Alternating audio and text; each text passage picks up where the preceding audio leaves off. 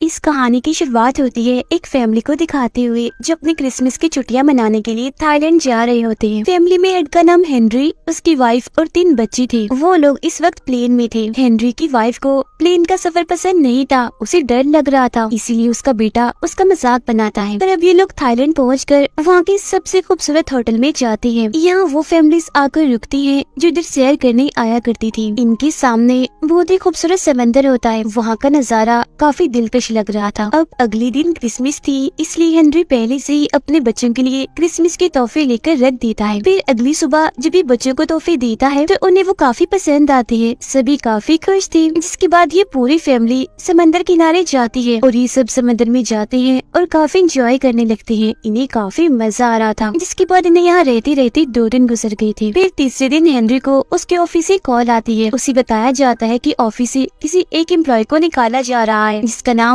बहुत जल्द बता दिया जाएगा। ये सुनकर उसे काफी फिक्र होने लगती है। That can only really mean one thing. इस बारे में वो अपनी वाइफ को भी बताता है, जो सुनकर वो कहती है कि हमें वापस चलना चाहिए। जिस पर हेनरी कहता है, हम यहाँ छुट्टियाँ गुजारने आए हैं, हमारे बच्चे भी काफी खुश हैं, तो हम इस ट्रिप को बीच में छोड़ के नहीं जा सकते। ये कहती वो अपने बच्चों के साथ खेलने के लिए चला जाता है। फिर वो आसमान में देखता है कि बहुत सारे पंछी एक साथ हवा में उड़कर कहीं दूसरी तरफ जा रहे हैं। जमीन भी अचानक एकदम से कांपने लगती है, जो देख वो लोग समझ जाते हैं कि जरूर कोई गड़बड़ है और कोई बड़ी मुसीबत आने वाली है। और फिर अगले ही पल समंदर से बहुत ही बड़ी लहर आती है, जो सब कुछ तबाह करती हुई तेजी से आगे बढ़ रही थी और पूरी जगह को उसने अपने लपेट में ले लिया था। साथ ही बहुत सारे लोगों को भी अपने साथ बहाकर वो ले गई थी। हर तरफ पानी ही पानी और तबाही होती नजर आ रही थी। दरअसल ये सुनामी था, इन्हीं समंदर में तूफान का आना, जो अब यहाँ आ गया था और हर तरफ तबाही मचाता जा रहा था। हम हेनरी की वाइफ को देखते हैं, जो एक पेड़ से लिपट कर खड़ी थी ताकि वो पानी के बहाव से आगे न बह जाए। वो अपनी फैमिली को आस पास देख रही होती है,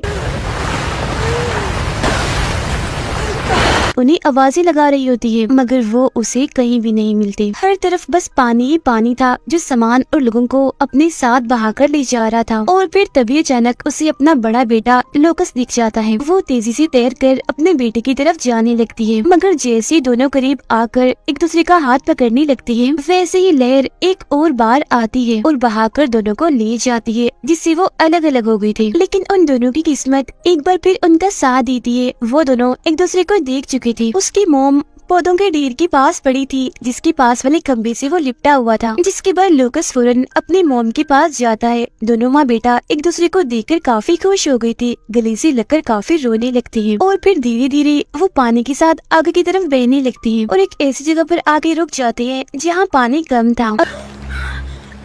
अब यही हमें पता चलता है कि लोकस की मोम का पाँव काफी जख्मी है, उस पर गहरा कट है, जिससे तेजी से खून निकल रहा है। मगर वो इस बारे में अपने बेटे लोकस को नहीं बताती, क्योंकि वो नहीं चाहती थी कि उसका बेटा उदास और परेशान हो जाए। अब तभी लोकस को एक बच्चे के रोने की आवाज आती है, जिसे जैसे ही बचाने के लिए वो जाने लगता है तो उसकी मोम उसका हाथ पकड़ लेती है और कहती है कि तुम मत जाओ मेरी जान, मैं पहले ही अपने हस्बैंड और 2 बच्चों को खो चुकी हूँ, तो मैं नहीं चाहती कि मैं अब तुम्हें भी खो दूँ। जिस पर वो कहता है, मोम मुझे कुछ नहीं होगा, मैं उसे बचाकर ले आऊंगा, वो कितना छोटा सा बच्चा है, मुझे तरस आ रहा है उस पर। वैसे भी हमें जरूरतमंद हर इंसान की मदद करनी चाहिए। जिसके बाद वो उस बच्चे को बचा लेता है, जो झाड़ियों के नीचे पड़ा रो रहा था। वो उसे अपने पीठ पर बिठाकर वहाँ से जाने लगता है। उसकी मोम भी उसके पीछे ही थी। वो उस छोटे से बच्चे को एक पेड़ पर चढ़ा देता है। वो अपनी मोम को भी ऊपर चढ़ाने की कोशिश करता है, मगर उससे चढ़ा ही नहीं जा रहा था, क्योंकि उसके पैर में जो चोट थी वो काफी दर्द कर रही थी, खून भी निकल रहा था, तो उसे मसला हो रहा था ऊपर चढ़ने में।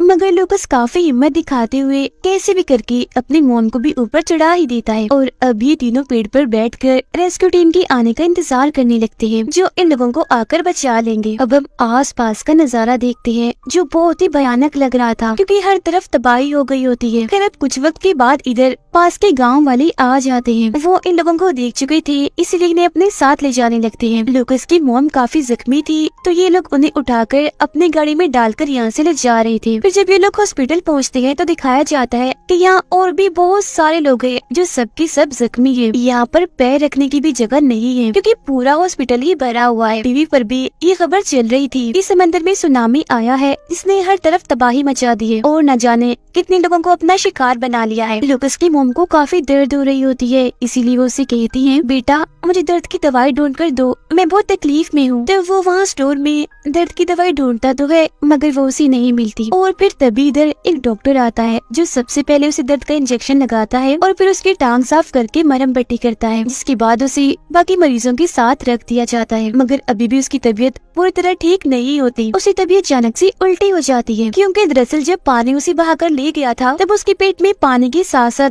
गंदगी भी चली गई थी, इसलिए उसे उल्टी हो गई। अब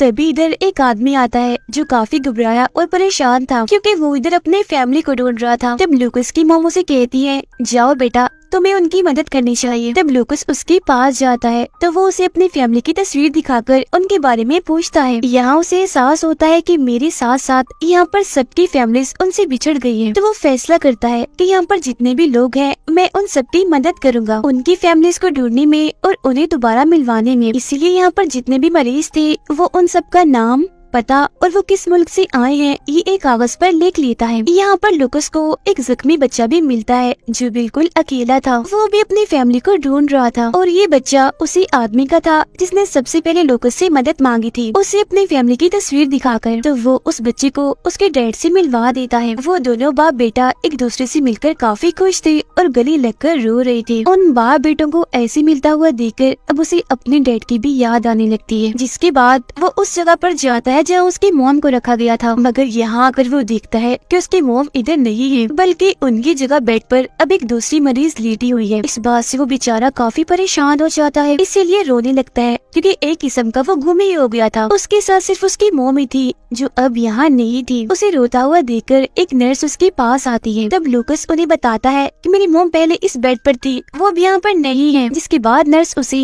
एक दूसरे वार्ड में लेकर जाती है जहाँ और भी बहुत सारे बच्चे होते हैं और ये सब वही बच्चे थे जिनके माँ बाप मिल नहीं रहे थे। नर्स लुकस से पूछती है, क्या तुम अपने किसी रिश्तेदार का नाम और नंबर जानते हो जिनसे हम राब्ता करके उन्हें यहाँ बुला सके और वो तुम्हें यहाँ से ले जाए। जो सुनकर लुकस मासूमियत से जवाब देता है कि हाँ मैं अपने दादाजी का नाम तो जानता हूँ मगर मैं उनका नंबर भूल गया हूँ। जो सुनकर नर्स उसके शर्ट पर एक स्टिकर लगाकर चली जाती है जिस पर एक नंबर था। यहाँ बाकी बच्चों के कपड़ों पर भी इस तरह के स्टिकर लगाए गए थे जिन पर अलग अलग नंबर लिखे हुए थे। लुकस यहाँ पर काफी परेशान नजर आ रहा था, इसीलिए वो रोने लगता है क्योंकि उसे लग रहा था कि मेरी मॉम जरूर मर गई है, जब भी तो वो मुझे यहाँ मिल नहीं रही, शायद उन्हें दफना दिया होगा। अब हम उस होटल का सीन देखते हैं जहाँ लुकस के डैड हेनरी अपनी फैमिली के साथ रुकी थी। यहाँ बहुत ही तबाहकुन हाल दिखाया जाता है, सब कुछ तबाह बर्बाद होकर वहाँ पड़ा हुआ था। यही हम पे लुकस के डैड को भी देखते हैं जो मरे नहीं थे बल्कि अभी जिंदा थे। वो बस काफी जख्मी हो गए थे। वो उठते हैं और आसपास अपने फैमिली को ढूंढने लगते हैं। वो उन्हें आवाज भी लगाते हैं मगर जाहिर है इधर कोई नहीं था तो आगे से उन्हें कोई जवाब नहीं आता। इधर अब हेलीकॉप्टर्स भी आने लगते हैं जो लोगों को बचा बचा कर यहाँ से ले जा रहे थे। मगर हेनरी यहाँ से जाना नहीं चाहता क्योंकि वो कैसे भी करके अपनी फैमिली को ढूंढना चाहता है। वो उन्हें लिए बगैर यहाँ से जाना नहीं चाहता। अपनी फैमिली को ढूंढते हुए वो होटल के उस कमरे में जाता है जहाँ वो रुका था। वो काफी जख्मी था तो किसी चीज से टकराकर वो नीचे गिर जाता है। नीचे ही लेटे लेटे वो दोबारा से अपनी फैमिली को आवाज लगाता है जहाँ तभी ऊपर टूटी हुई छत से उसके दोनों बच्चे उसे देखने लगते हैं जो अभी भी जिंदा थे और अब ये तीनों बाप बेटे तो आखिरकार मिल गए थे। बच्चे जल्दी से अपने डैड के पास आते हैं। हेनरी उनसे कहता है, मेरे बच्चों तुम इस हेलीकॉप्टर के साथ चले जाओ, मैं तुम्हारी मॉम और तुम्हारे भाई लुकस को लेकर बाद में आ जाऊंगा। जिस पर छोटा बेटा बड़ी मासूमियत से कहता है, पापा नहीं, मुझे आपके साथ रहना है, मुझे नहीं जाना, मुझे बहुत डर लग रहा है। मगर हेनरी उन्हें समझाता है और यहाँ से भेज देता है। जिसके बाद वो अपने बेटे लुकस और अपनी वाइफ को ढूंढना शुरू कर देता है। उसे ढूंढते ढूंढते रात हो गई थी मगर अब तक उसकी वाइफ और बेटे का कोई अता पता नहीं था। वो बेचारा काफी जख्मी भी था। और फिर तभी जब वो सड़क पर जाता है तो अचानक उसके सामने गाड़ी आ जाती है और जब वो लोग ये देखते हैं कि हेनरी काफी जख्मी है, उसका खून बह रहा है, तो फौरन उसे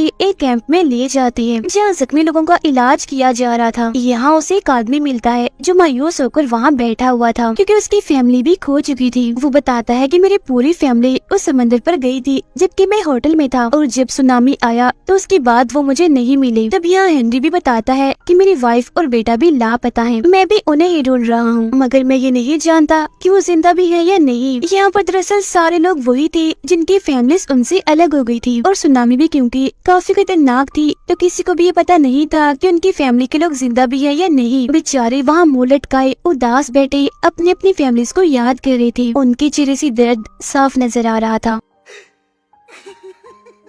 हेनरी के सामने वाला वो लड़का कहता है, मेरे पास तो फोन भी है, मैंने इसकी बैटरी बचा के रखी हुई है ताकि अगर मेरी फैमिली जिंदा हो और मुझे कॉल करने की कोशिश करे तो मैं उन तक पहुंच जाऊं। तब हेनरी उससे फोन लेता है और अपने डैड को कॉल करके बताता है कि सुनामी में मेरी वाइफ और लुकस कहीं खो गए हैं, मैं उन्हें ढूंढने आया हूँ, वो मिल नहीं रहे। 2 बच्चे तो मिल गए हैं जो एक टीम के साथ है, मगर मैं हिम्मत नहीं हारूंगा, उन्हें ढूंढ कर ही रहूंगा और घर वापस जरूर लाऊंगा। ये बातें करते करते वो जज्बाती हो जाता है, इसीलिए फूट फूट कर रोने लगता है। तो वो उसके साथ वाला लड़का उसे संभालता है। अब कुछ देर आराम करने के बाद हेनरी उस आदमी के साथ निकल जाता है जिसने उसे मोबाइल दिया था ताकि वो उसकी फैमिली और अपनी वाइफ और बेटे को ढूंढ सके। अब हम लुकस को देखते हैं जिसके पास नर्स आती है और उसे कुछ सामान दिखाती है ताकि वो पहचान सके कि कौन सी चीज उसकी फैमिली के किसी इंसान की है, मगर जब वो सामान को देखता है तो वो उसकी फैमिली के किसी भी फर्द का नहीं होता। अब इसके बाद उसे कमरे में ले जाया जाता है जहाँ और कोई नहीं बल्कि उसकी मॉम थी जो मरी नहीं थी बल्कि अभी जिंदा थी। लुकस जब अपनी मॉम को देखता है तो उसकी जान में जान आती है। वो फौरन अपनी मॉम से लिपट जाता है, मगर उसकी मॉम की हालत ठीक नहीं थी बल्कि पहले से भी काफी खराब थी। उसके मुंह पर ऑक्सीजन लगा हुआ था। लुकस अपनी मॉम के पास बैठ जाता है और उनका हाथ पकड़ के कहता है कि आप मुझसे वादा करें कि आप मुझे कभी अकेला छोड़ के नहीं जाएंगे। और अब लुकस को बताया जाता है कि असल में तुम्हारी मॉम को सर्जरी की जरूरत थी, इसीलिए हम इन्हें वहाँ से निकाल कर यहाँ ले आए, मगर गलती से रिपोर्ट तब्दील हो गई, इसीलिए हम तुम्हारी मॉम के बारे में तुम्हें कुछ नहीं बता पाए और अब तुम्हारी मॉम को एक सर्जरी की जरूरत है जिसके बाद वो शायद बिल्कुल ठीक हो जाए। उधर हेनरी और उसके साथ वाला आदमी लगातार अपनी अपनी फैमिलीज को ढूंढ रहे होते हैं। ये एक एक करके हर हॉस्पिटल हर कैंप में जाते हैं जहाँ लोगों को रखा गया था, मगर कहीं भी इन्हें अपनी अपनी फैमिलीज नहीं मिलती। और अब हेनरी उस हॉस्पिटल में पहुँच जाता है जहाँ उसकी वाइफ और उसका बेटा लुकस है। लुकस की मॉम उसे कहती है कि बेटा जाओ और मेरे लिए पानी लेकर आओ, मुझे बहुत प्यास लग रही है। तब वो अपनी मॉम के लिए पानी लेने बाहर जाने लगता है जहाँ उसके डैड भी है। अब ये दोनों एक दूसरे के आस पास ही थी मगर बदकिस्मती से देख ही नहीं पाते। जिसके बाद हेनरी उस जगह पर भी आता है जहाँ उसकी वाइफ है, मगर क्योंकि वो पर्दे के पीछे थी इसीलिए उसे देख ही नहीं पाता। अब उन्हें लगता है कि मेरी फैमिली इधर नहीं है, इसीलिए वो हॉस्पिटल से बाहर निकलने लगते हैं। और फिर तभी लुकस जो ऊपर खड़ा पानी ले रहा था अपने डैड को पीछे से देखकर पहचान लेता है। उन्हें देखकर वो फौरन भागने लगता है उनके पास जाने के लिए, मगर तब तक उसके डैड भीड़ में कहीं खो जाते हैं। दरअसल यहाँ लोगों का काफी बड़ा हजूम था। अब लुकस अपने डैड को हर जगह ढूंढने लगता है मगर वो कहीं नहीं मिल रहे थे। तभी इधर उन बच्चों का ट्रक भी आ जाता है जिन्हें बचाकर ले जाया जा रहा था, जिसमें लुकस के दोनों भाई भी थे। वो दोनों बच्चे जल्दी से ट्रक से नीचे उतरते हैं। लुकस इनके पीछे से गुजर जाता है मगर एक दूसरे को वो नहीं देख पाते। अब क्योंकि उनकी फैमिली उन्हें नहीं मिलती इसलिए लुकस के दोनों भाई दोबारा से ट्रक में बैठ जाते हैं, जबकि हेनरी भी अपने ट्रक में बैठने लगता है। अब ये पूरी फैमिली एक दूसरे के करीब आस पास ही थी मगर फिर भी वो एक दूसरे को देख ही नहीं पाते। इतना ढूंढने पर भी जब उसके डैड उसे नहीं मिलते तो तंग आकर लुकस जोर से अपने डैड को आवाज लगाता है और ये आवाज उसके दोनों भाई सुन लेते हैं। वो लुकस को भी देख चुकी थी इसलिए फौरन ट्रक से उतरकर अपने भाई के पास आने लगते हैं। तीनों भाई एक दूसरे के गले मिलते हैं और बहुत खुश हो जाते हैं। और फिर तभी ये लोग देखते हैं कि सामने से इनके डैड भी आ रहे हैं क्योंकि उन्होंने भी इन्हें देख लिया था। लुकस की आवाज पहले वो सुन चुके थे। अब क्योंकि वो लोग मिल चुके थे तो काफी खुश हो जाते हैं। अब यहाँ वो आदमी जो हेनरी के साथ था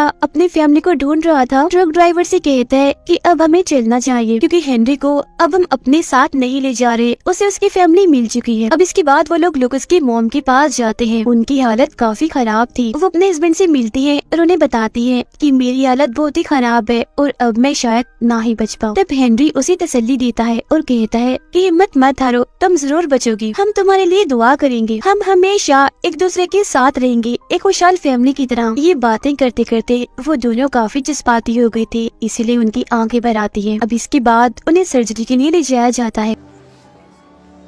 वहाँ एक और औरत भी थी जिसकी अभी अभी सर्जरी हुई थी। वो उनसे कहती है कि मैं अब बिल्कुल ठीक हूँ, मैंने अपनी पूरी ताकत का एक आखिरी बार इस्तेमाल करना है ताकि मैं अपनी फैमिली को ढूंढ सकूं, और आप भी हिम्मत मत हारना, सर्जरी ठीक से हो जाएगी। जिसके कुछ ही देर के बाद लुकस की मोम की सर्जरी शुरू हो जाती है, जिस दौरान उन्हें वो वक्त अब भी याद आ रहा होता है जब सुनामी आया था। वो सोच रही थी कि इतनी तबाही आ गई और हम कुछ भी नहीं कर सके, क्योंकि ये सच है कि इंसान कुदरत के आगे बहुत ही कमजोर और बेबस है। यहाँ एक तरफ इनकी सर्जरी हो रही थी तो उधर बाहर उनकी फैमिली उनके लिए दुआ कर रही थी। फिर पूरी रात ऐसे बीत जाती है और फिर अगली सुबह हेनरी अपने बच्चों के पास आकर बताता है कि तुम्हारी मॉम की सर्जरी कामयाब रही, वो अब पूरी तरह से ठीक है, अब हम बहुत जल्द अपने घर पहुँच जाएंगे। अब अगली सुबह एक आदमी यहाँ आता है जिस पूरी फैमिली को अपने साथ ले जाने आया था। वो लोग अब प्लेन में बैठ जाते हैं, जहाँ तभी लुकस अपनी मॉम के पास जाता है और कहता है, मेरी प्यारी मॉम, मैं हमेशा आपके साथ रहूंगा जैसे आप मेरे साथ हैं। हम लोग कभी भी एक दूसरे से अलग नहीं होंगे। और हाँ, याद है आपको वो बच्चा जिसको हमने सबसे पहले बचाया था, उसे भी अब उसकी फैमिली मिल चुकी है। ये सुनकर उसकी मॉम कहती है, मेरा बेटा बहुत अच्छा और बहादुर है, मुझे तुम पर गर्व है और मुझे यकीन नहीं आ रहा कि हम सब मिल गए हैं। ये कहकर वो लुकस को गले से लगा लेती है और जज्बाती होकर रोने लगती है। फिर वो प्लेन से बाहर का बुरा हाल देखती है, क्योंकि हर तरफ तबाही मची हुई थी, सब कुछ तहस नहस हो गया था। यहाँ हेनरी उस आदमी के लिए भी दुआ कर रहा होता है कि उसे उसकी फैमिली मिल जाए, जिसने हेनरी की फैमिली को ढूंढने में उसकी मदद की थी और उसे अपना मोबाइल भी दिया था, क्योंकि अभी तक उस बेचारे को उसकी फैमिली नहीं मिली थी, वो लापता थे। अब जैसे इस पूरी फैमिली की हिम्मत ने, इनकी अच्छाई ने और एक दूसरे के लिए प्यार ने इन्हें मिला दिया, वैसे ये लोग चाह रहे थे कि सबको उनकी फैमिली मिल जाए, क्योंकि हर कोई अपनी फैमिली से प्यार करता है और किसी भी कीमत पर उन्हें खोना नहीं चाहता। जिससे हम समझ पाते हैं कि फैमिली आपके लिए कितनी जरूरी होती है। उनके बगैर आपका कोई वजूद नहीं होता, फैमिली के बगैर आपकी कोई अहमियत नहीं होती, और साथ ही आपके अंदर अच्छाई और अपनापन भी होना चाहिए। दूसरों के लिए आपको हर वक्त खड़े रहना चाहिए। और ये सारी सीख हमें इस कहानी से मिली। ये एक सच्ची कहानी है जिसका हादसा 2004 में हुआ था। दरअसल ज़िलज़िला और सुनामी आया था, जिसमें तकरीबन 3 लाख लोग मारे गए थे। ये दुनिया की इतनी बड़ी तबाही थी कि इंसान इसे समझ गए थे कि इंसान चाहे कितना भी बड़ा और ताकतवर क्यों न बन जाए, कुदरत के सामने वो छोटा और कमजोर ही है। इसीलिए कुदरत के साथ छेड़छाड़ नहीं करनी चाहिए, इसके बारे में कभी सोचना भी नहीं चाहिए, मतलब अपने हिसाब से उसे बदलना नहीं चाहिए। गॉड ने सब कुछ जैसा बनाया, हमें उसे वैसे ही कबूल करके उसके साथ रहना चाहिए, क्योंकि अगर हम कुदरत के साथ छेड़छाड़ करेंगे और गॉड की दी हुई चीजों को ऐसे कबूल नहीं करेंगे, ना शुक्र करेंगे, तो इसके अंजाम बहुत ही बुरे होंगे। और इसी के साथ ये कहानी इधर ही खत्म हो जाती है।